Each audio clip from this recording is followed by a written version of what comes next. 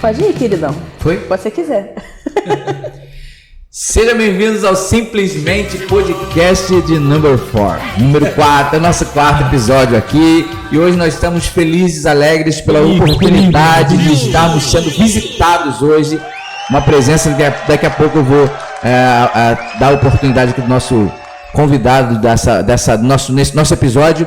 E conduzindo essa embarcação comigo aqui, os meus companheiros de sempre, pastor Robson Gila. Fala, galera! Sejam bem-vindos. Hoje o episódio está muito bacana. Fica com a gente até o final. Comigo também, Stephanie Santana. Olá! Não vou falar fala galera, porque já roubaram minha fala. Exatamente. Inclusive estou bem chateada. Quero os meus direitos autorais agora. Gente, está com a gente também o pastor Maurício, que é pastor da Igreja Batista de Itauá, na Ilha do Governador, no Rio de Janeiro. Nosso pastor, nosso pastor, e a gente tem o privilégio hoje de ter o nosso pastor aqui.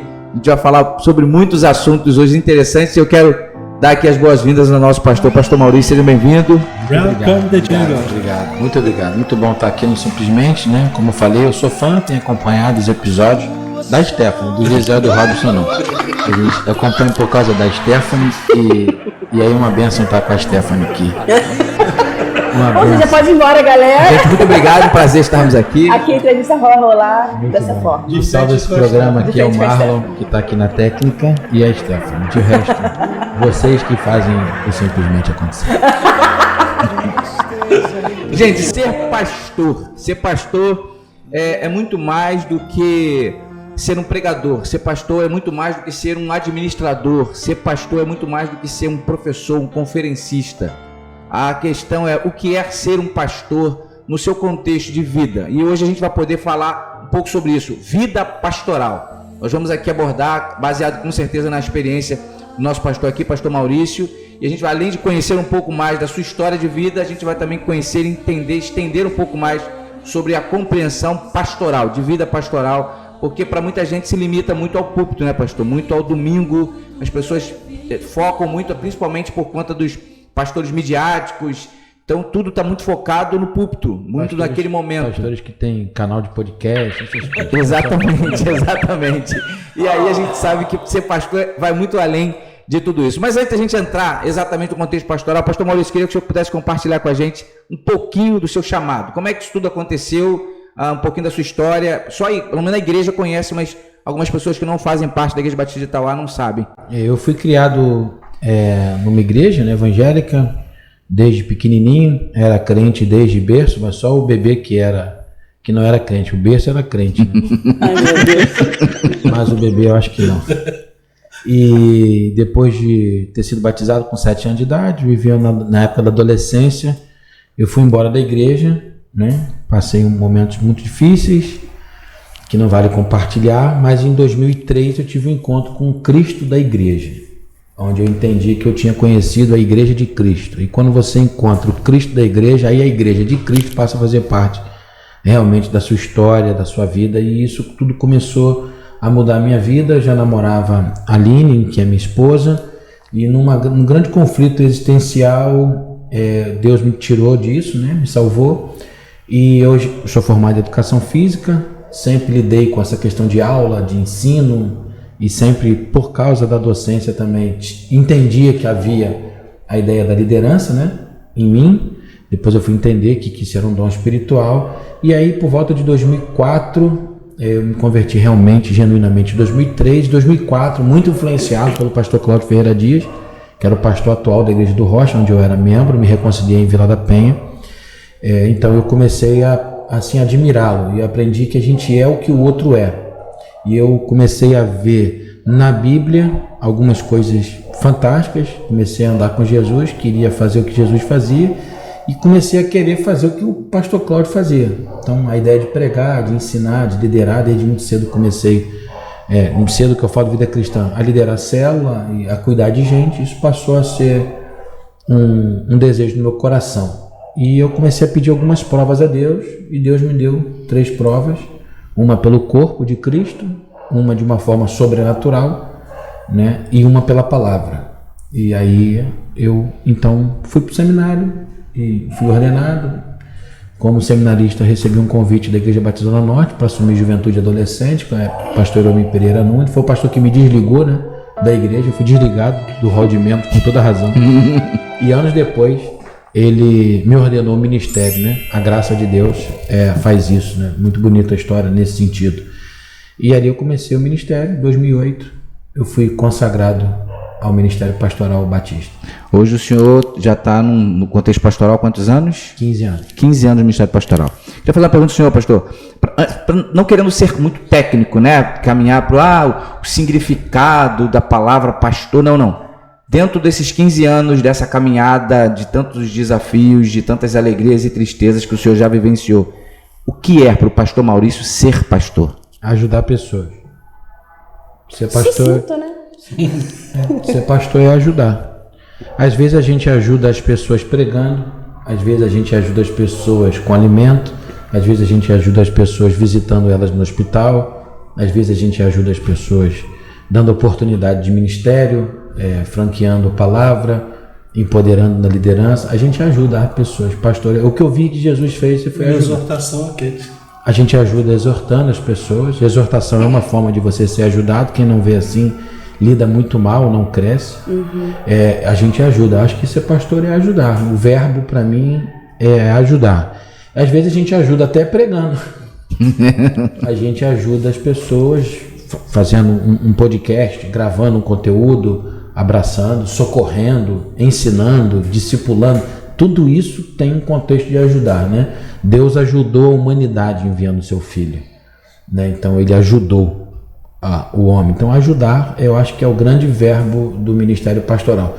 Porque o que você fizer dentro do que você acha ser pastor e não tiver com a missão de ajudar, você pode até fazer o que se espera de um pastor, mas não com a motivação correta. Eu acho que o pastor só consegue glorificar a Cristo, o ministério, se você faz as coisas com a intenção de ajudar aquela pessoa. Não de usar, não de esperar nada em troca, né? Que isso é até difícil de acontecer. Ô pastor, tem uma questão que você está falando. Eu acredito que você desempenha esse papel muito antes de você ter sido ordenado e antes de você ter tido essas respostas que você falou, né? Confirmações sobre o seu ministério. Quando é que você sentiu, porque eu sinto que, não sei se é verdade, mas a percepção que eu tenho é que pastor é uma autoridade que lhe é conferida por Deus e pela igreja, né? Eu acho que assim... da igreja, né? Quando é que você se sentiu, porque acaba sendo um rótulo, né? E é uma das suas definições como pessoa, né?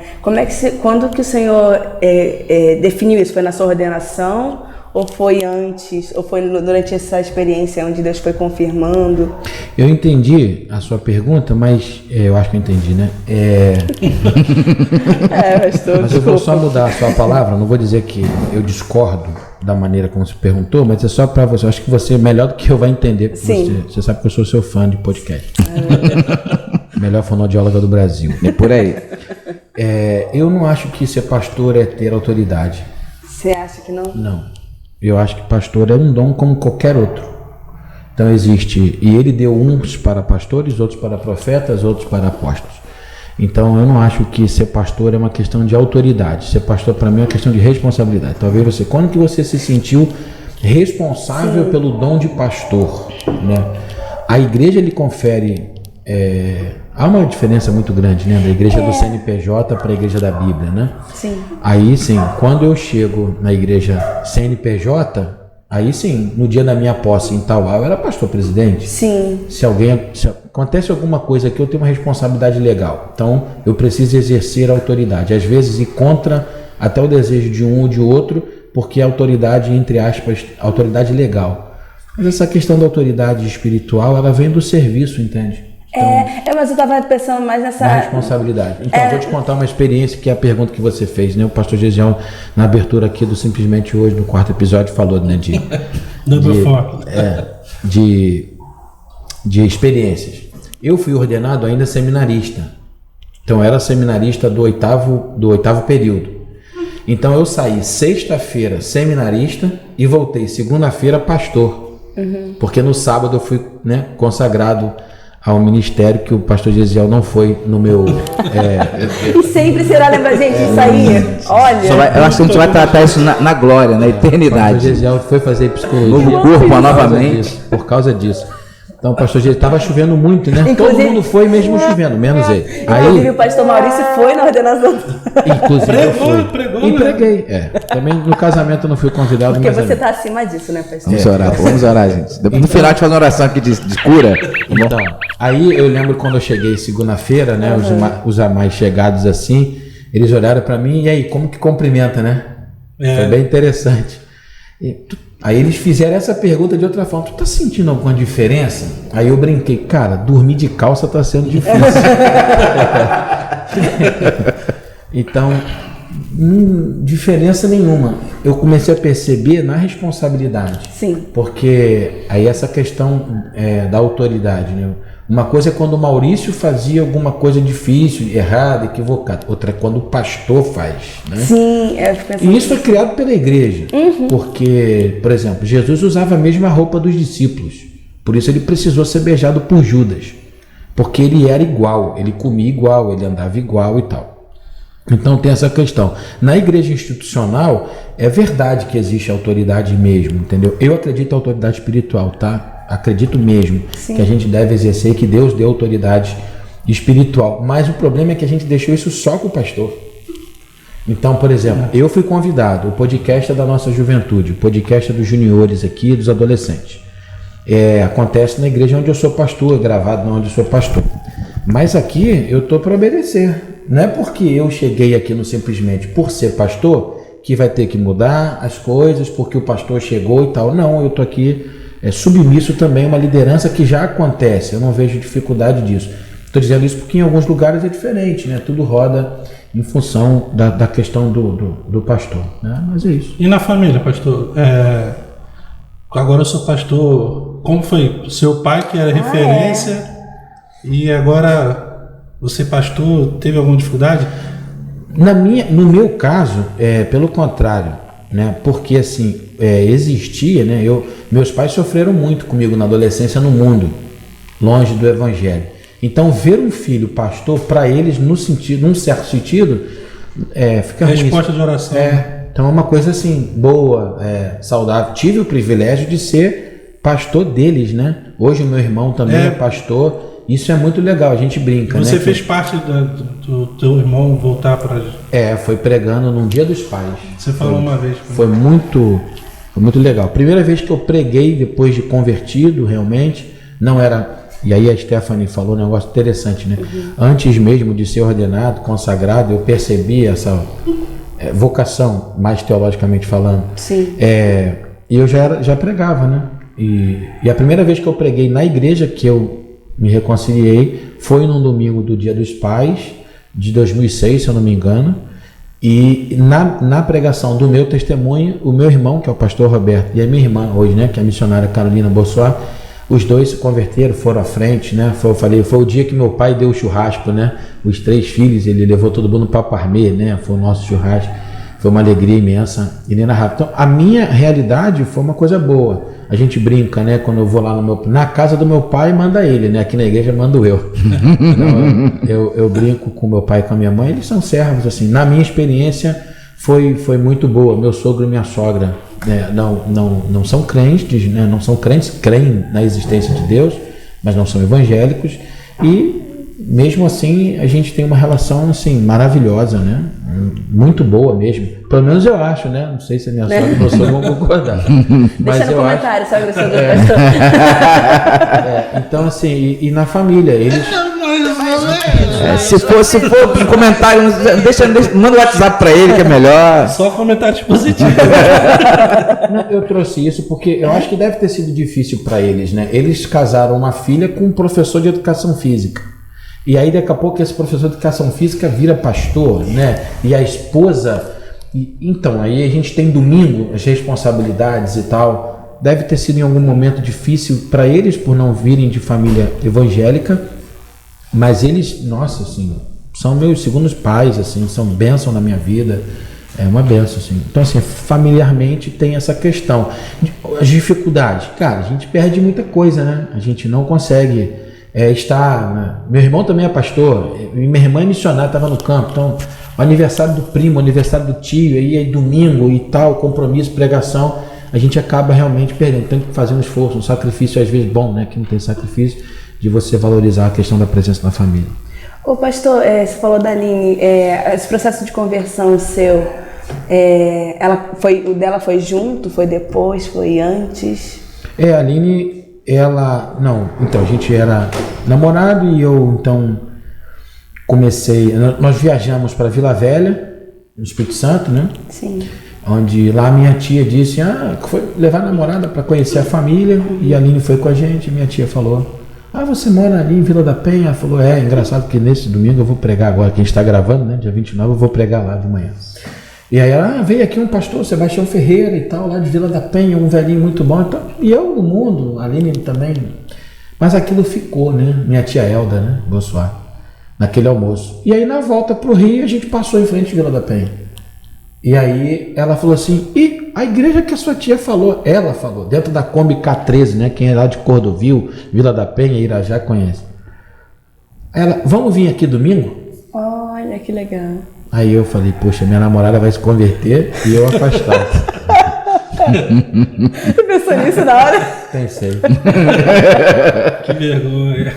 E nós fomos, e a Aline chegou ali muito pelo fruto, né, do que ela ouviu, né, e nós fomos lá, e chamou muita atenção dela o ministério com Libras. Ela entrou na igreja e ficou encantada de ver pessoas se importando, né, librando. Ela ficou, eu falei assim, pronto, vai se converter, vai aprender Libras e ainda vai trabalhar no ministério Meu Deus. da igreja. A mente lá na... Não mudou nada, a mente continua sendo a mesma, é sempre lá não é óbvio, é sempre lá na frente.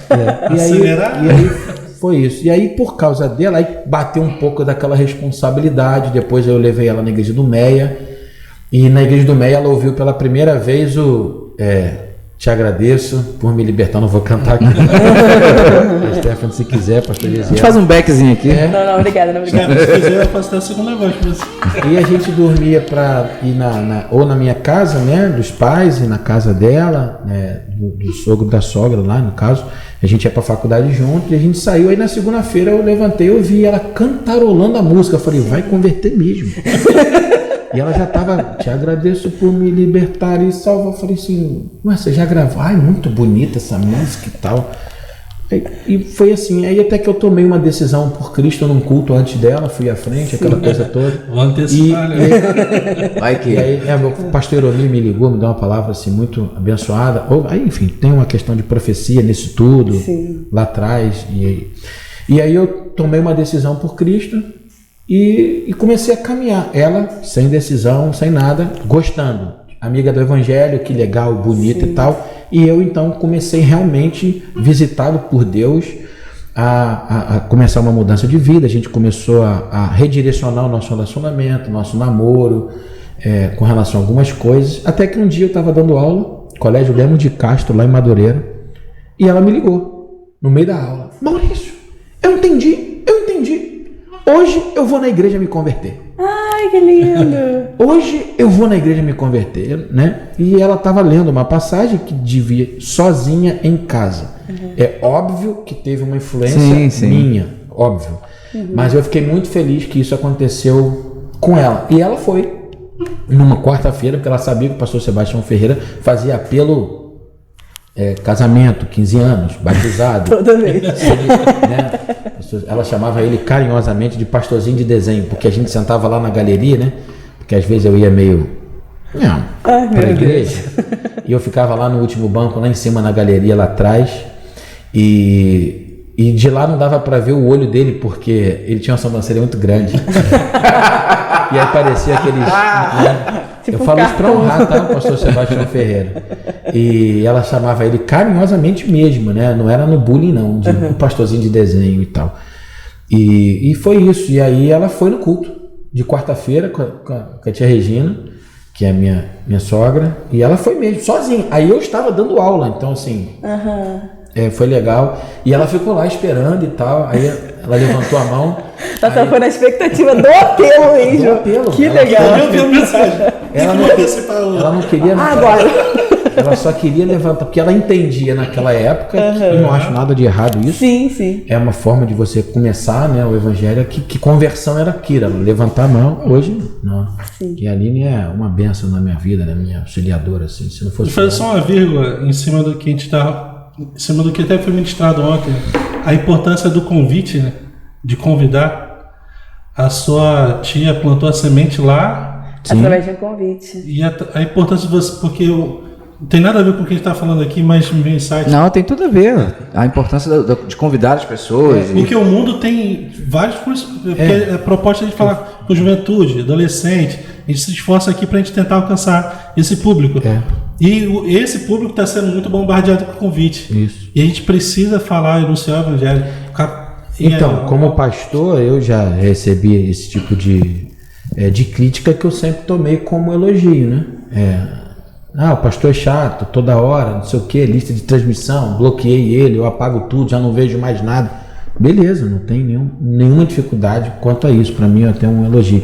Então eu tenho eu li um livro, né, que Os 8 Hábitos de um Líder de Célula Eficaz. Isso, logo que esse livro saiu de David Warley, e ele fala sobre isso. Um dos grandes hábitos de um líder eficaz é convidar pessoas. Então você convidar pessoas. Eu era muito convidado para tudo, né? Então hoje eu tenho essa iniciativa, convidar os juniores, né? Eu vejo minha filha, sexta-feira tem projeto aqui com adolescentes na igreja, e o Lucas, convidando os amigos, eu vejo que eles têm né? O pastor Robson coordena juniores aqui, ele fez uma dinâmica uma vez e tal, quem trouxer mais, a Bruna convidou 20, não sei quantas meninas e tal. E ficou triste porque não pôde participar. Porque teve campeonato, ficou muito triste. Mas acho que é uma das atribuições, né? Algumas pessoas, né, dizem que Jesus, né, eu não faço apelo, porque o Espírito Santo e tal. Que convence. Beleza e tal. Eu vejo o contrário, acho que Jesus sempre fez apelo, né? Ele disse, segue-me, para muitas pessoas. Toda a vocação dos discípulos foi para isso, né? Pastor, o senhor comentou aí, fez uma fala rápida. Não, porque o pastor Sebastião tinha um hábito de fazer, não é comum hoje. E aí eu queria fazer essa pergunta. Como é que o senhor enxerga o ministério pastoral do passado? Porque assim, querendo ou não, a sociedade ela está em mudança. O tempo todo ela vai mudando. De tempo em tempo, não sei se a cada 10 anos, 5 anos, 50 anos é fato. Mas ela vai mudando. Quem fala sobre gerações, estuda sobre gerações, dizem que as gerações mudavam de 50 a 50 anos. Hoje, de 10 em 10. Bem menos, né? Não. Então assim, a gente sabe que a igreja, o senhor mesmo que foi, como disse, né, cresceu na igreja, o senhor viu o quanto a igreja mudou na sua liturgia, mudou na sua dinâmica de culto. Eu sempre quis fazer isso aqui no podcast, viu, gente? Mudou na sua liturgia, mudou na sua dinâmica de culto, ou seja, ela mudou. Não só a igreja, sim, estrutural, a igreja, povo, pessoas também tem mudado, porque faz parte da sociedade. E os pastores também. Como é que o senhor enxerga nesse momento, nesse tempo atual, os pastores de antigamente, sabe, com todo o respeito que a gente tem e valoriza isso. Gosto muito da sua simbologia, quando o senhor diz sobre o carro, né? Não perder a visão do passado, do retrovisor, que dá para enxergar a parte de trás, mas sempre focando o futuro que está à frente, o presente. Então, assim, como é que o senhor enxerga os pastores antigos? Como é que, não sei se a demanda ou a atuação com os pastores atuais, não necessariamente positivo ou negativo, mas essa mudança, essa transformação? Eu acho que conduzido por Deus, assim, com inteligência. Os pastores que trabalharam na época mais outrora, eles trabalhavam no contexto deles. Aquele momento era um momento que precisava daquele tipo de ministério. Eu fui criado em igreja batista, então evangelização, por exemplo, domingo de tarde, caminhão missionário. Eu distribuí muito folheto como embaixador do rei. Muito. Eu lembro que a gente parava o caminhão lá o pastor Gisel não conhece muito não ali a favela do Mandela.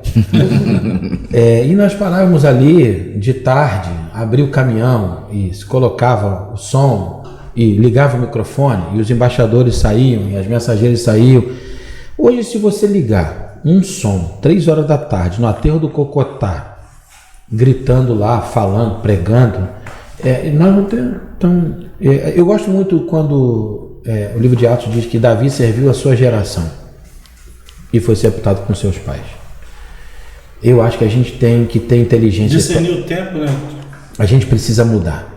Isso é muito difícil. Mas a gente precisa honrar. História não se pisa, história se conta, história se honra. Então, eu sou muito grato aos pastores. Hoje, os pastores que me influenciam são, né, com muito respeito aos pastores contemporâneos, aos meus colegas aqui, são os pastores mais antigos. Sim. Então, os pastores hoje que me influenciam no ministério são os pastores. Só que eu não me permitir, redundante demais, né? Tem como editar? Me influenciar por pastores que estão fazendo muita coisa diferente hoje, né? Eu estou mais preocupado em não atualizar a Bíblia. Eu estou mais preocupado em não mexer no conteúdo.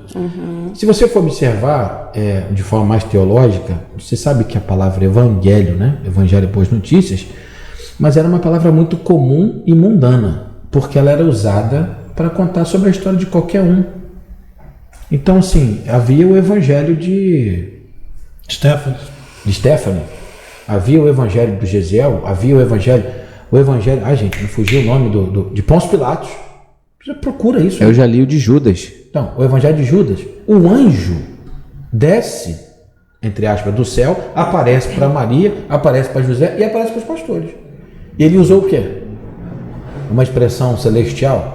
Ele usou uma expressão que as pessoas conheciam, que talvez se a gente usar alguma expressão hoje no púlpito vai escandalizar muitos, sim, né? Sim. Então eu acho que eu não gosto muito dessa crise e dessa briga de gerações. Eu acho de coração assim a maior besteira do mundo, porque as gerações são diferentes. E aí os pastores, tem um pastor que eu não cito mais o nome pelo caminho que ele percorreu ministerialmente, mas ele conta uma experiência de quando ele era pastor no interior de São Paulo, começando, e naquele dia estava muito quente, ele tirou, não foi nem a gravata, ele tirou o blazer do paletó. E aí no final do culto, um diácono foi apertar a mão dele e disse: não se fazem mais pastores como antigamente. Aí ele: porque Deus não faz mais a igreja como antigamente. E respondeu ele: na ponta da língua. E se nós formos observar com maior cuidado e com sinceridade, a igreja de Cristo ela vivia num contexto.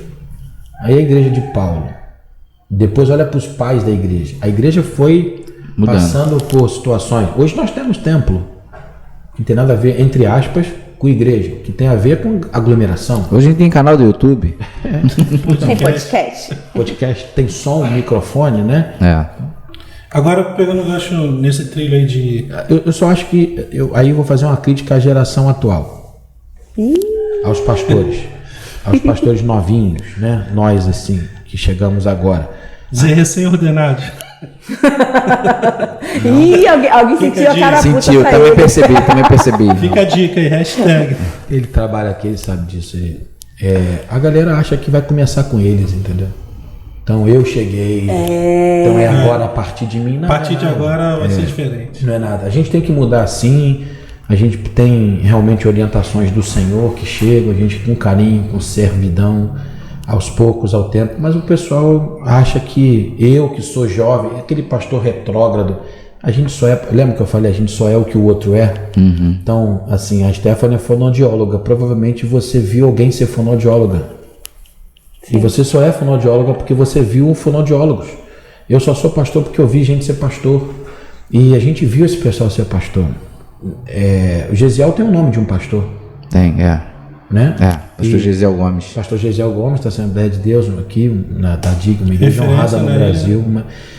Então a gente tem que tomar cuidado, né? Eu sou pastor interino hoje na Igreja do Calvário. Poxa, o pastor Marcelo é um carinho assim, para mim. Há pastores que você não tem acesso, verdade. Eles se fecharam, eles acham absurdo você fazer isso, você fazer aquilo. Mas o que você puder, independente se você faz o diferente ou não, né? Outra coisa, os pastores mais antigos também precisam ter um pouquinho mais de carinho. Quer ver? O que é ser mais difícil? Quem era, né? Pastorear. Hoje é mais difícil do que antes? Desculpa, gente, mas assim, nós fizemos parte de uma igreja que pastoreou na pandemia. Você ser pastor numa guerra, imagina os pastores na Ucrânia, imagina os pastores na Rússia. Como que deve estar sendo? Nós não tivemos essa, e espero que a gente não tenha. Mas nós fomos pastores, a gente não, qual foi a matéria no seminário que a gente, lá em Eclesiologia, o Ministério Pastoral, gente, quando for declarado pelo MSE, a pandemia, vocês vão fazer assim, 1, 2, não tem. Então a gente errou, a gente acertou, e pastorear na pandemia, meu amigo, não foi fácil não. Acho que esse gancho é justamente o que eu queria trazer. Pensando na contemporaneidade, qual foi a dificuldade que você viu com ter que pastorear nesse ambiente de tecnologia? Porque a gente não sabia até onde podia abria parcialmente para a igreja. Você está falando na pandemia? Não, na pandemia, mas eu sigo na tecnologia. Tecnologia que acabou, a gente se forçou justamente com o ambiente pandêmico. A gente foi obrigado a usar mais do que antes. Mas... Eu acho que desculpa, não termina a sua pergunta que depois eu vou só pontuar uma coisa antes para o pastor responder. Sim, qual foi a maior dificuldade que você viu? Cara, agora eu tenho que falar para uma câmera, não tenho ninguém em volta, a resposta porque você está lá no púlpito, você fala, a igreja está em concordância, está falando. As ordenanças que a Bíblia nos orienta, de batizar, de você... da ceia do Senhor, qual o desafio? Assim, esse aqui foi o maior desafio. Só para complementar o que o Robson está falando, porque assim, eu pego essa questão da tecnologia, então isso para mim seria uma primeira pergunta. Como é que o senhor vê o contexto pastoral nesse ponto de tecnologia? No entanto, a gente vem o ponto 2, que é pós-pandêmico, que tem a tecnologia em si, mas depois da pandemia parece que ficou diferente. E aí, se eu pudesse responder sobre essa questão. Isso aí. Tópicos, tem bastante pergunta. O novo normal, né? Como que eu resolvi isso? Eu fui meio xiita no início, antes da pandemia. Eu fui muito... É horrível a expressão que eu vou usar, não sei se tem viciado pro bem, tá?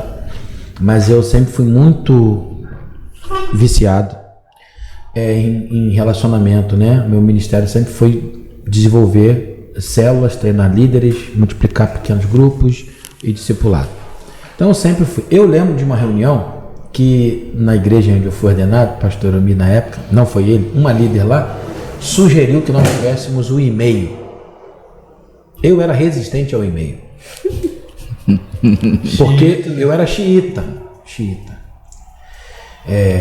Nesse sentido. Xiita para nós aqui é uma expressão que show bitolado e tal, né? De repente a gente pode agredir alguém. Tem que simplificar, né? Simplificar. Então eu precisei passar pela... Extremista, melhor dizendo, né? Extremista. Eu era extremista. Eu não era viciado, eu era extremista. Tem como voltar, Marlon?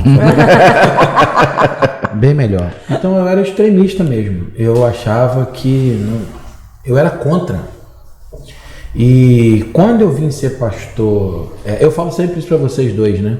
O dia que vocês estiverem no meu lugar, ou aqui, né? Que a gente não sabe do dia de amanhã, ou outra igreja... Vocês vão perceber que coisas que vocês achavam que eu falava, pensava ou agia era errado, vocês vão assim, pô, hoje eu entendo o Maurício. E só o tempo mesmo, né? Embora eu sei que vocês sempre concordam comigo, graças a Deus por isso. De jeito nenhum. É bom discordar. E nós, então, eu tinha primeiro um preconceito. E eu precisei... Como é que eu lidei? Lidei passando pela humilhação. De ter que me arrepender e falar assim, não tem jeito. Não tem jeito. Vocês já me ouviram aqui no início, então.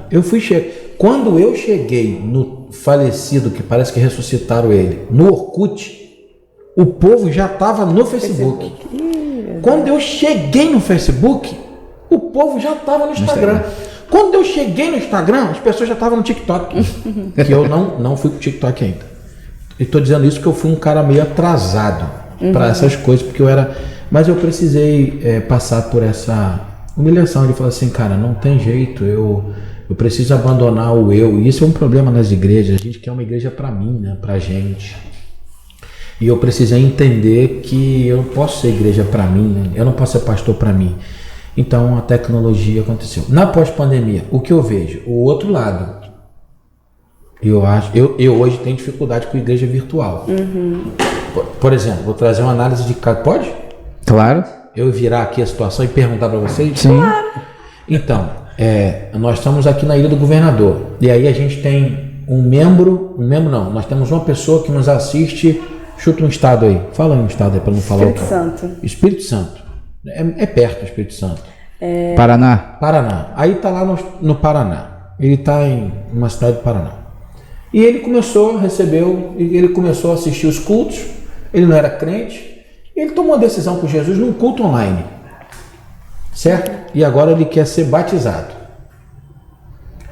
E aí eu falo, cara, então fazer o seguinte, eu vou ligar aqui pro Pascoal Piragini, que é da PIB de Curitiba. Não, a igreja vou ligar pro Silvado, vê lá em Curitiba. Não quero ser batizado pelos... Então vai lá no Allen, com o pastor Cláudio, na CIB de Curitiba. Tô falando aqui, pastores que você falou, eu conheço em Curitiba. Não, eu quero ser membro da Igreja Batista de Itauá. A gente falou sobre isso no outro episódio, né? Hã? A gente falou sobre isso no outro episódio. Essa igreja online aí. Então eu tô... Não, segue, pastor. Segue. É complementando. E aí, o cara não quer congregar lá, porque ele se identificou aqui, que faz? Se muda. Se muda, vai pra Ilha do Governador, ser membro aqui. O que a gente faz nesse tempo? São extremismos que a gente está tendo, né? As pessoas, eu compreendo. Entendi. Eu não compreendo os mais antigos. Os mais antigos não de igreja, de evangelho. O que me preocupa é substituir o presencial pelo virtual. Mas também não parece mais favorável, pastor? Muito mais cômodo. Por quê? Querendo ou não, estou na minha casa, um louvor, uma palavra, e eu não faço, assim, não tenho um sacrifício, não tenho que fazer. Não estou falando o esforço de ir, não. Estou falando de servir aquela comunidade, de ser além de ser um espectador. De vida na vida. Claro. E aí, assim, várias perguntas foram feitas, eu anotei aqui algumas.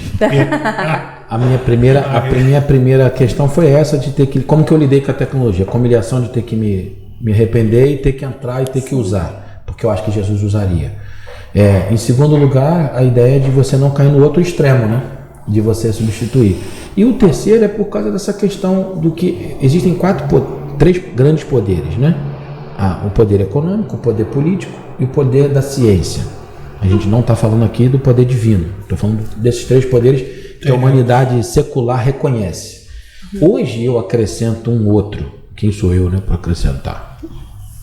Mas existe o poder das mídias sociais. Eu, de coração, não tenho medo do poder político, não tenho medo do poder científico e nem tenho medo do poder econômico, embora eles tenham a capacidade de matar a gente. Mas eu estou ficando com medinho do...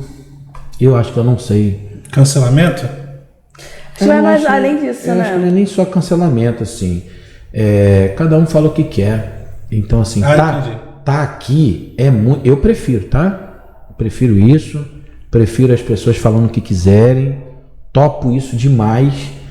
A gente precisa não de achar um jeito de regular isso, hipótese nenhuma, mas a gente precisa dar um jeito não é de punir, mas de responsabilizar, não de fiscalizar, mas de responsabilizar, porque é muito difícil, cara, você chegar aqui na sua casa, escrever o que você quiser. Dificuldade da pandemia. Deixo aqui, sem nenhum problema de falar isso aqui, tá? Mentira, tô morrendo de medo. Não cancelem ele, galera. Bem-vindo ao clube.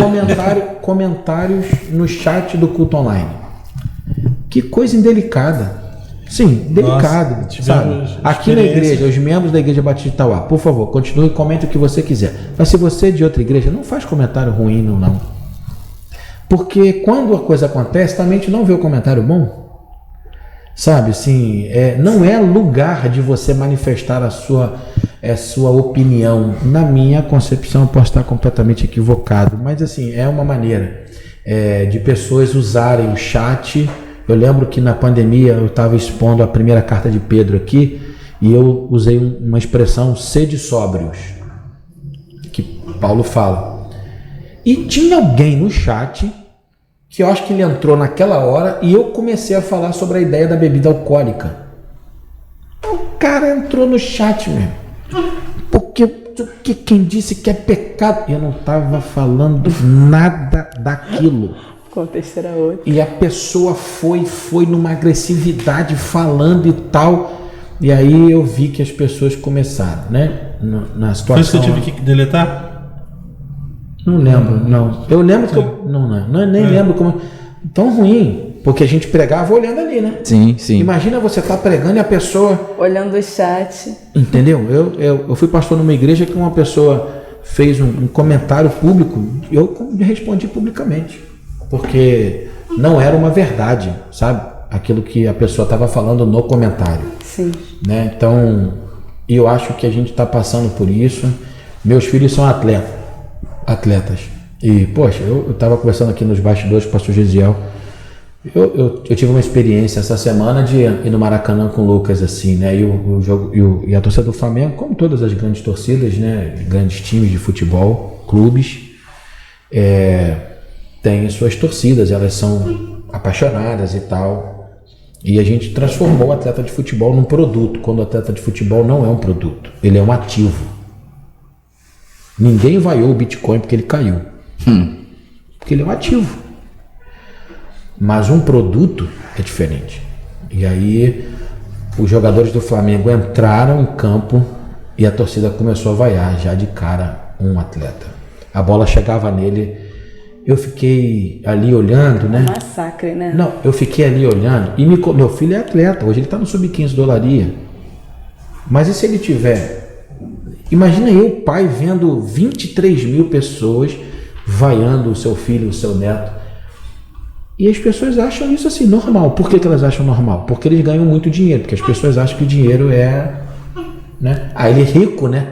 Qual o problema? Pode exportar qualquer coisa. Faça o que quiser, porque ele é rico. Ele tem dinheiro, né? Ele treina não sei quantas horas por dia. E, coitado, a única bola que precisava dele, ele falhou. E é difícil, né? Então, aí a gente passou a valorizar a vaia, porque a vaia é direito do torcedor para diminuir a violência. Pior ainda é o cara que vai lá querer agredir. Então, as mídias sociais têm essa característica de massacrar. E não acaba, né? Nunca mais.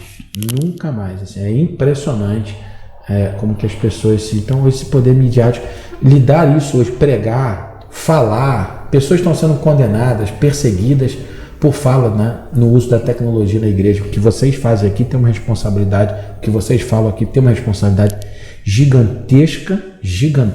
Alguns optaram por não usar, por não falar, mas esse é um grande problema, né? A malignidade, a perversidade. A pessoa nem sabe o que está acontecendo e usam as suas redes sociais para falar. Eu acho que a gente não precisa de fiscalização, nós não precisamos de controle, mas nós precisamos melhorar a responsabilização disso. Falou, comentou, te acusou de alguma coisa, printa, procura a polícia. Na cidade da polícia existe uma delegacia específica para crimes virtuais. Não sei do contexto, se tiver algum advogado nessa área que quiser colocar aí alguma orientação, mas se a gente tem calúnia, difamação, isso tudo, isso é muito sério.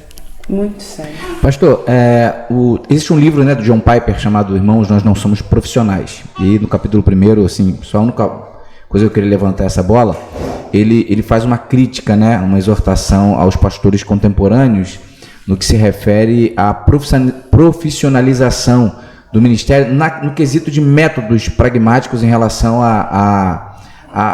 ou crescimento de igreja, ou performance, formas. Como é que o senhor enxerga isso nesse tempo aí? Eu li esse livro já tem um tempo, gosto muito, e eu tenho duas opiniões que elas podem parecer ambíguas, antitéticas, diferentes, contrárias, mas vamos lá, eu acho que ele está certo, mas ele também pode estar errado, né? Porque nós precisamos exercer com excelência. Se a gente olhar, aí tira do contexto do livro dele. Sim. Se a gente olhar profissionalismo como algo, por exemplo, eu sou presidente da igreja, né? Então eu me sinto sustentado pela igreja por ser talvez o seu presidente, por exemplo. Eu exerço funções e tenho responsabilidade que não tem na Bíblia. Eu posso pensar nisso como assim: qual é a sua profissão? Presidente. presidente de um CNPJ. E eu preciso ser profissional. Porque, assim, pastor Gisiel, o contrário disso, para querer não ser profissional, porque meta, por exemplo, o que é estratégia de crescimento de igreja? As pessoas acham que célula é estratégia de crescimento de igreja. Eu acho que é o templo. Porque igreja a gente vive num pequeno grupo. Aqui, na casa, onde for. O templo não tem Bíblia. Os judeus não podiam nem ter acesso. As mulheres não podiam, por exemplo, ter acesso. E hoje, né, depois de Constantino, a igreja então ganhou de presente os templos pagãos, passamos a usar os templos, entramos nos templos e nunca mais saímos talvez dos templos. E vem a reforma do odre, né, nesse tempo. Então, assim, eu acho que a gente tem que performar. Se você olhar o ministério de Jesus, ele tinha uma meta, ou não? Ele deixou uma meta pra gente, ou não? Qual é a nossa meta? A grande comissão. Pronto. Pequenininho, né? Simples. Simples. Fazer discípulos por Fácil, talvez. Todas as nações. Então, por todas as nações. Eu tenho uma forma. Ele fala, né? Ensinando, pregando e batizando. Então, eu tenho uma meta e eu tenho um método. Qual é o método? Do discipulado. Eu posso chamar Jesus de profissional. Talvez ele não recebia, né? Por isso, porque também não precisava, né? Dono da prata e do ouro. Ele viveu 33 anos com dificuldade, né? Da eternidade dele, nesse sentido. Mas eu acho que são as duas coisas, né? Você não pode, porque eu concordo com o John Piper, mas o outro lado, eu vejo muita gente hoje querendo se valer desse discurso, de querer, não, porque eu não estou aqui, não é uma empresa. E normalmente isso acontece quando não é um ministério de evidência ou normalmente eu nunca ouvi essa fala para um pastor de uma grande igreja. Um pastor que tem uma visão, nunca está preocupado quanto o outro ganha. Sim. Entendi. Entendeu? Você vai em reuniões assim, e aí, quantos membros tem a tua igreja? Cara, pastor que não está nem aí para isso. Entendi. Você sabe quanto que pastor fulano ganha? Sim. É gente que Sim. tá mais querendo acusar os outros. Eu acho que a gente precisa performar em tudo, assim, sabe? Em tudo que a gente faz tem que ser com excelência. Mas não pode virar doença, né, gente? Sim, sim. Porque a igreja mata, a religiosidade mata, as metas matam, as pessoas estão doentes em função disso, né? Eu preguei ontem aqui, volta para sua casa. Aqui na igreja a prioridade não é o ministério, é a família da pessoa. O sucesso ministerial da Stephanie com juventude, do pastor Robson com juniores, não pode valer o fracasso da família dele. Então, aonde não é profissão? Por exemplo, como gestor, eu olhar para o ser humano e não para o funcionário. Então, aí eu acho que, porque na empresa, no mundo secular, não tem isso. Se você chegou, se você não está performando, não dando resultado, porque você está com problemas familiares, tchau, demissão e vem outro. E tem que ter um domínio também das leis civis, né? Sim, claro. Existe muito. Eu fui abusado espiritualmente. Eu não vou contar a história, porque é uma questão de processo. Eu não entrei com processo, porque eu jamais processaria a Igreja de Cristo ou um pastor. Eu prefiro o dano, como Paulo falou. Eu fui humilhado numa reunião. Humilhado. Não sei se caminham comigo sabe disso. Tem dificuldade com exortação. Tem mesmo. Mas eu não pensei que não, mas tenho. É um parto para mim ter que exortar uma pessoa. Um parto. Porque todo abusado se torna um abusador, né? O histórico diz isso. Então tem o abuso sexual, mas também tem o abuso teológico. Tem, né, o assédio, o abuso moral. E nas empresas, isso acontece nas igrejas, infelizmente. É só ler o livro lá sobre, esqueci o nome dela, que fala das pessoas cansadas sobre a igreja, frustradas com a igreja. Muito em cima disso. Né? Então, a gente precisa performar. Por isso que eu falei, a mesma, pode estar, ele está certo, né, e não está certo. Quando é que o mundo entra na igreja? Agora o mundo está entrando na igreja, porque esses pastores moderninhos estão pintando a parede de preto. Ué, e aí o ar-condicionado é bíblico? Né? A bateria é bíblica? A gente aceita o órgão como instrumento sacro e a bateria como instrumento do diabo, né? Isso foi uma crise muitos anos atrás. E posso estar com registro histórico, tá? Errado. Mas pelo que eu soube, pelo que eu li, pedacinho, conversando sobre pessoas da área da música, que o órgão era um instrumento de taberna, onde as prostitutas dançavam em cima, se apresentando seminuas para as pessoas. E aí o órgão entrou como um instrumento sacro, né? Então, nossa igreja tem lá um fundo preto, porque nós somos uma igreja simples, simplesmente simples. E igreja que não tem telão de LED precisa apagar a luz. Então a gente sabe que a luz ela apaga, e aí as pessoas ficam criticando, porque não tem nem ideia do que estão falando, porque essa visão dela de igreja ainda é templo, né? Sim. Então, poxa, por que não? A gente dá excelência na projeção. Então, se a gente precisar, vamos fazer. Eu acho até uma espécie de... Não diria responsabilidade, eu não tenho a palavra certa para isso, mas você ter disponibilidade, ter recursos e não utilizá-los, entendeu? Por uma questão... Fantástico, por isso que eu sou fã da Stephanie. É a questão de talento, né, Stephanie? A parábola dos talentos, entendeu? Okay. Aí qual é a dificuldade? Um recebeu 1 talento, outro 5 e outro 10. Sim. E ele foi cobrado.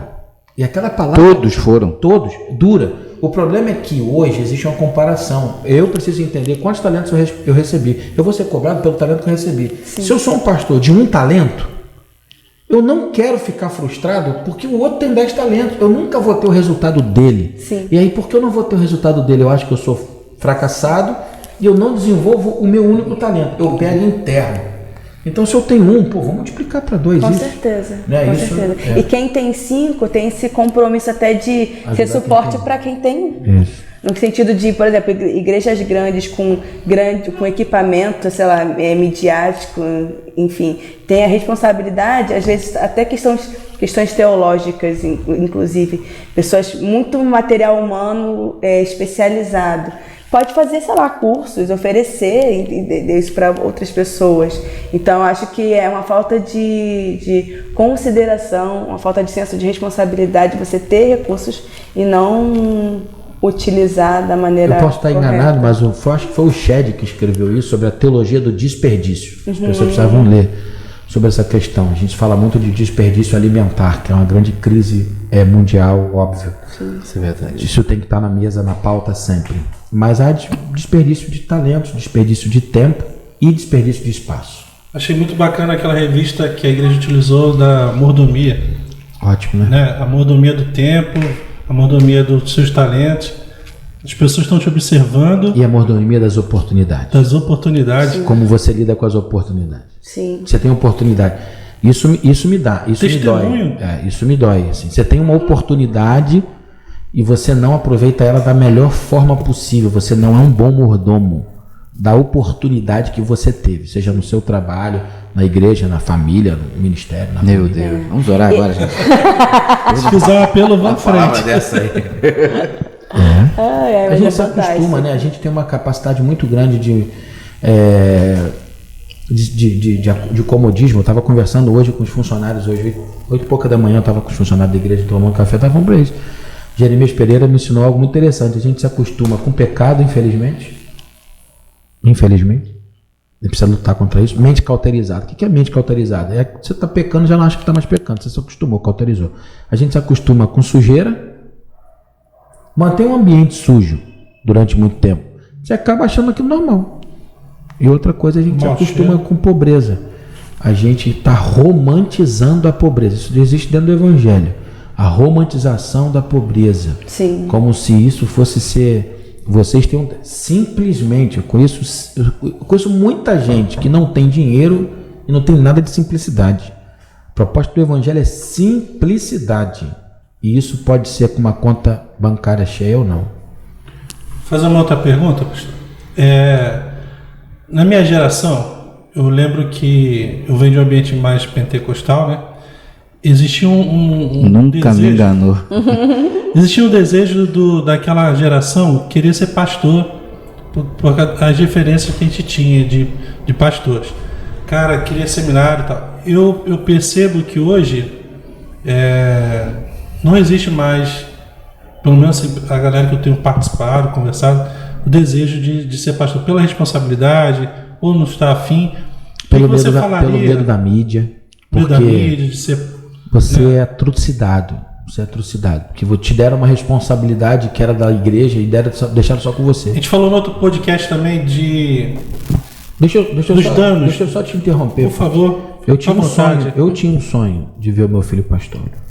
Eu preguei muito tempo e dizia assim, eu estou discipulando o meu filho para ser pastor. Estou dizendo isso aqui pela primeira vez.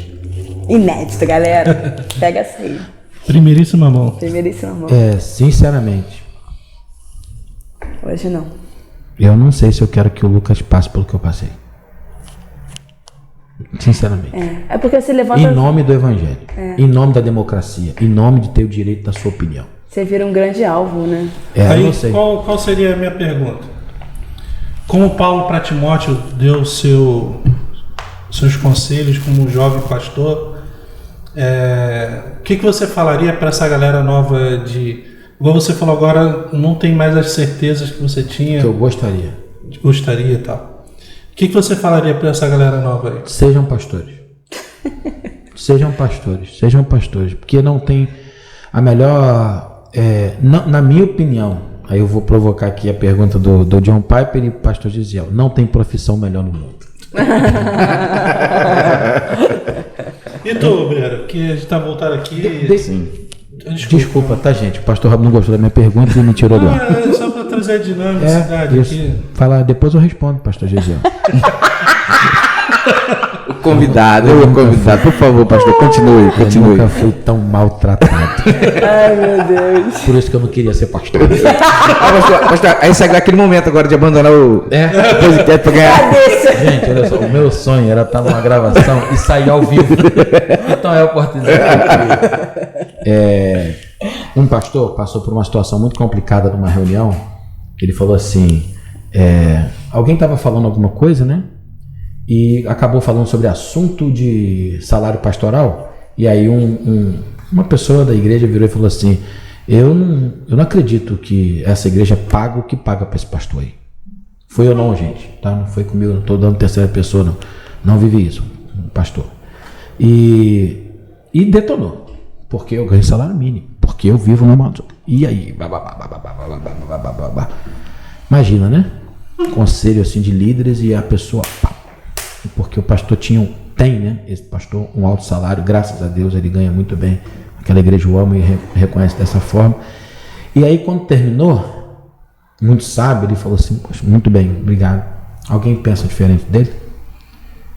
Aí uma pessoa foi e falou assim, olha, eu acho que o senhor ganha muito pouco.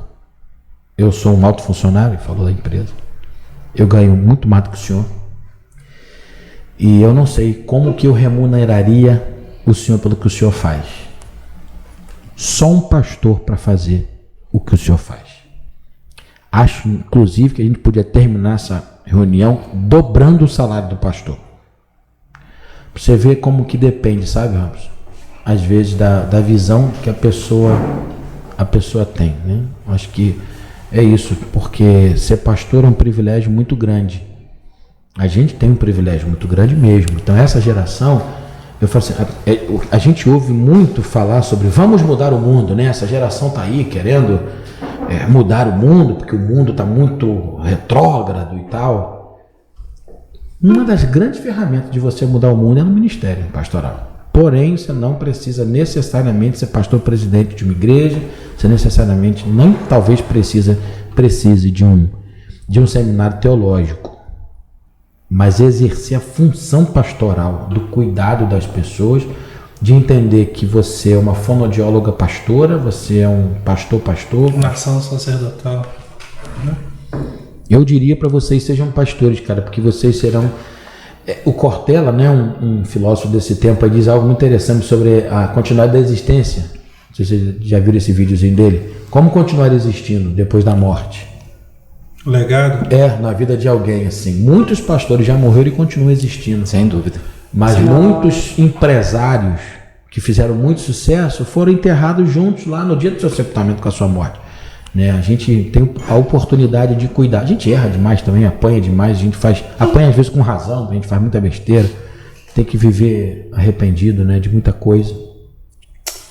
Pastor, o que a gente já está finalizando aqui, né? Seguindo aqui por conta da demanda pastoral também, né? O pastor tem suas atividades. Mas eu não sei se você ainda tem algum ponto a se levantar. Eu queria pontuar, se o senhor pudesse responder, bate pronto mesmo. Um sonho. Cara, eu me senti agora Na Xuxa. Programa da Xuxa, Ela chega. de Maurício para Maurício. Isso a gente corta. Isso vai precisar de uma edição. Um sonho. Um outro pastor de adolescentes. Muito bom. Gente, quem quiser, segunda-feira, currículo aí para enviar. Um sonho. Isso.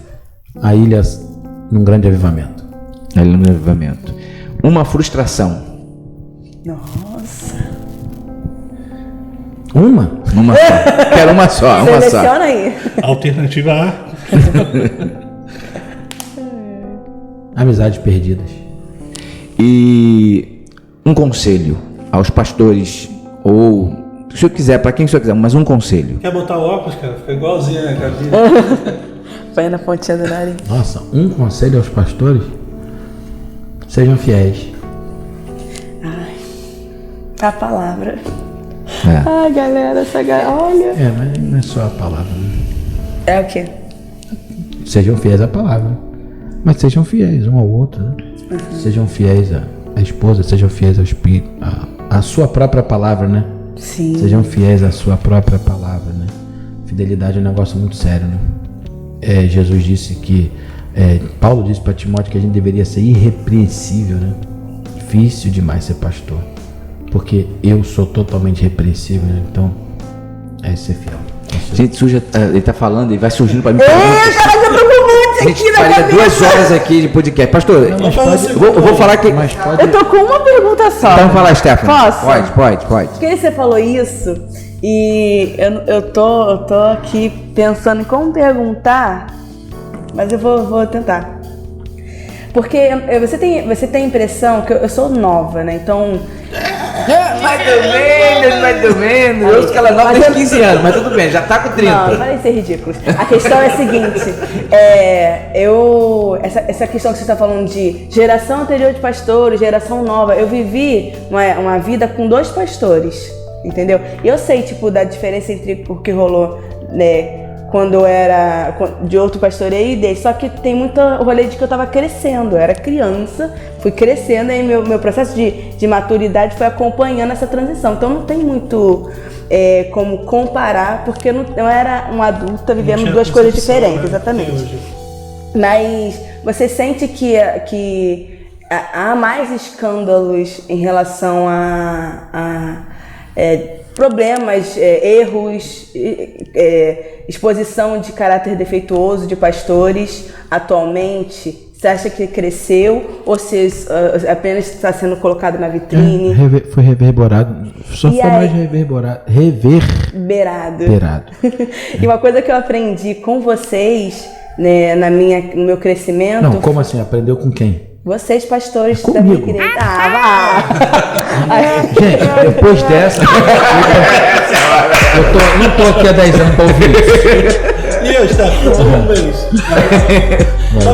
Sério, eu aprendi, A Stephanie é uma pessoa sendo educada por Deus. Me botando da mão moral.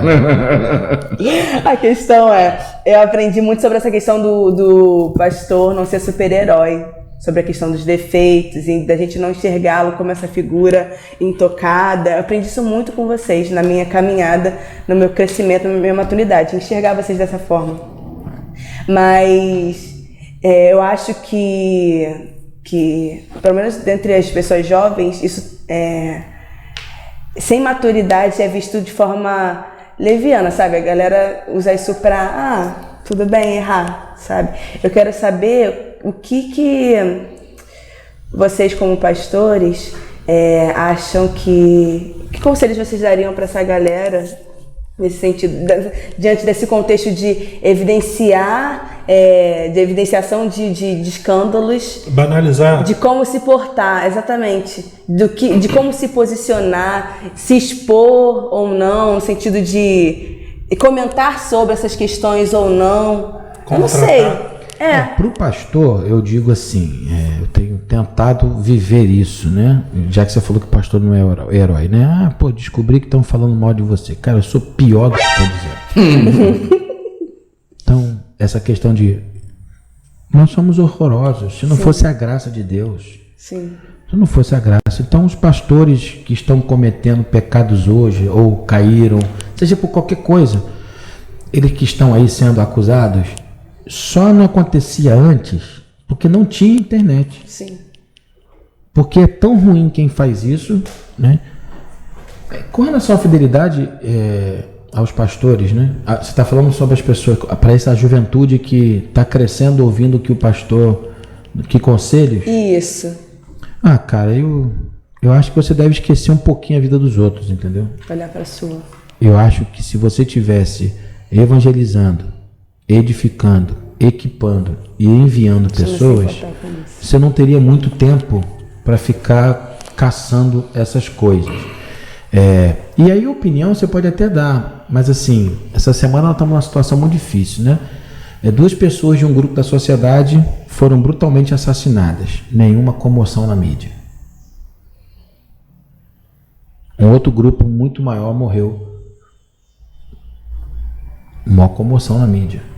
Na mídia, não é na mídia não, por exemplo, é na minha mídia. Uhum. Passou na minha timeline, pessoas do meu convívio se posicionando, mas para o outro não. Uhum. Então assim, quando um pastor cai eu me posiciono, mas e quando eu caio? Então eu acho que a mídia social deveria, a ideia não é essa, socializar? Uhum. Não sei. Sim. Sim. Mas ela não virou isso assim. Então você tem aí um instrumento de conteúdo. Eu acho que a gente deveria assim deixar um pouquinho menos a vida do outro, o pecado do outro, né? Vocês podem observar lá assim, as minhas mídias, eu não entro em nada polêmico. Eu ia perguntar sobre isso porque eu não tenho tempo. Ótimo. Porque eu estou preocupado com tantas outras coisas. O que você acha das pessoas, dos pastores que abrem, sei lá, um vídeo no YouTube para comentar o escândalo X e o escândalo Y, se posicionando? Vai prestar contas a Deus tanto quanto que causou escândalo. Entendi. Porque Jesus disse, ai daquele que fizer tropeçar uma ovelha dessa por um escândalo.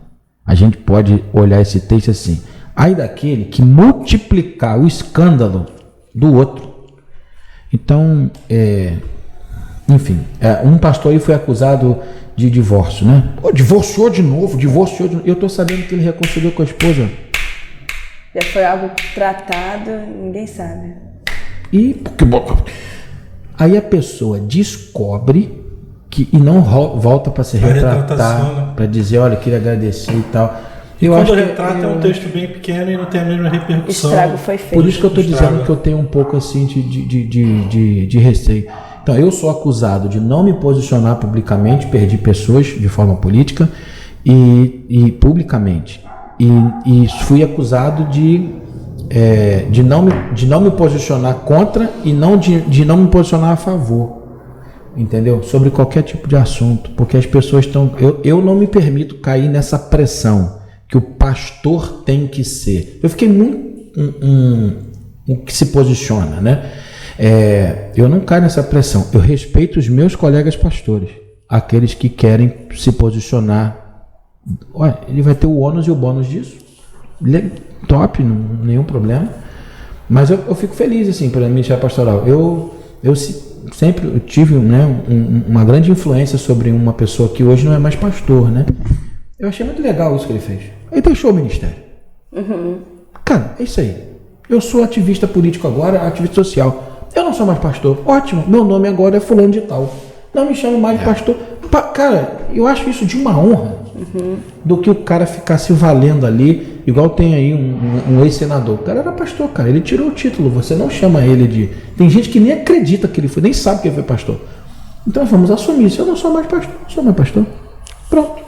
É melhor do que ficar trazendo mais pastor. Eu acho assim, juventude. Você falou para essa juventude adolescente. Gente, vocês têm um futuro para criar. Vocês têm faculdade para terminar. Vocês têm que aprender a ganhar dinheiro, vocês têm que multiplicar a renda de vocês têm que decidir se vai namorar, casar, terminar. Meu Deus do céu, e como que tem tempo ainda, né, pra ficar, Acho que a galera foge muito disso. Eu vejo que muita gente que joga hate na internet foge dos seus próprios problemas. Joga o quê?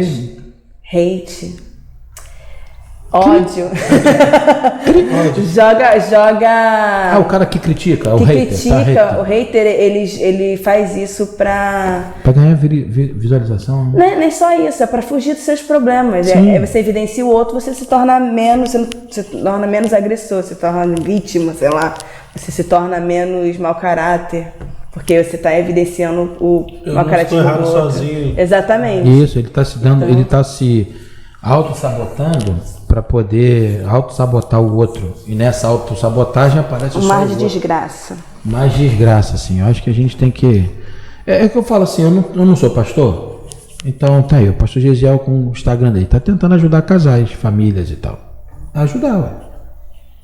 A minha opinião pública vai mudar alguma coisa acerca da economia mundial? Fazer. Então para quê? Agora, uma palavra sobre a palavra de Deus, que é o que ele me chamou, que era ajudar pessoas. Eu vou usar para aquilo, a igreja, o ministério e tal. Eu acho que é isso, assim, o foco é esse. A gente perde muito foco, né? A gente perde o foco da vida, né? Eu estou na juventude, eu estou me preparando para isso, sem deixar de viver. Eu acho que é um problema também, né? As pessoas estão querendo muito pensar no futuro, né? E sem deixar de viver hoje, eu tenho que fazer, eu tenho que comer. E aí perdeu a juventude, perdeu a adolescência. Uns perdem a juventude e a adolescência e os juniores, né? Nas drogas, que eu espero que não seja o seu caso. Outros perdem a adolescência, os juventude e juniores, pensando muito no futuro. Sim. E acabam não vivendo essa fase linda da vida, né? Gente, maravilhoso. Vamos ter a parte 2, né? Vamos ter Sim. Vida Pastoral parte 2, tenho certeza. Eu quero agradecer você que acompanhou a gente até aqui. Mais uma vez, pastor Maurício, obrigado aí por ceder nessa agenda tão disputada, esse tempo com a gente. É disputada assim, a gente sabe da demanda, de todo o contexto, mas obrigado, pastor, pela sua presença, suas considerações finais. Gente, é isso aí, vamos viver o evangelho, né? Vocês são uma geração muito importante para esse país, mas muito importante para a igreja. Eu tenho hoje um junior dentro de casa, coitado do pastor Robson. Tem a Bruna, que é junior, né? E tem o Lucas, que é adolescente. Então, ele tá... eu acho que vocês são um presente de Deus para a igreja. O evangelho é o que vocês precisam, né? De todos esses poderes que eu falei, sobre todos esses 4 existe o poder do evangelho. Amém. Então o evangelho é poderoso para libertar, para salvar, para curar, para te abençoar, para fazer você relevante, né? Vida relevante é isso, né? Você viver para o outro, sem negar a sua própria vida, a não ser que seja para seguir simplesmente Jesus. Amém, amém. Pastor Robson. É isso aí. Pastor Robson. O conteúdo foi muito bacana. Você já tinha ouvido algumas histórias. Espero que a gente tenha o segundo, né? Sim. Gerando expectativa. E você está em casa, de alguma forma, mexeu com você. Bota no seu comentário aí qual a proposta de tema, se você gostou. Se não gostou, não comenta. Fica à vontade, Deus abençoe. Espero você no próximo episódio. E até lá. Stephanie Santana. Galera, expectativas superadas com louvor. E olha que eu esperava muito já, né? Mas muito feliz, é sempre muito bom estar com vocês, muito bom estar com o pastor sendo edificado, agora no ambiente mais podcastável. Não sei nem falar isso. Não vou repetir, não. Se falar 3 vezes, eu digo que é língua estranha. E se você ficou aqui até o final e vai ouvir aqui, vem conhecer a Igreja Batista lá, vem conhecer esse Ministério de Juventude, de Adolescentes, de Juniores. Envolva-se, domingo 9 horas tem EBD, 10h15.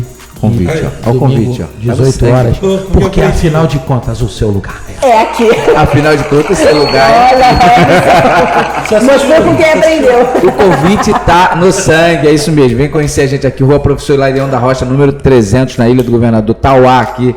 Você pode chegar, vai ser um prazer receber vocês aqui. Tá bom, gente? Simplesmente. Deus abençoe. Ressignificando a... Simplificando... Não, vamos fingir que foi. Fala de novo. Simplesmente. Simplificando a fé. Ressignificando a mente. Valeu!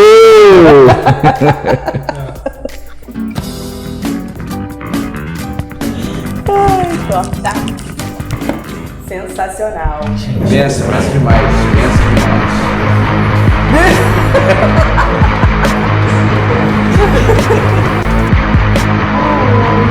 Olha.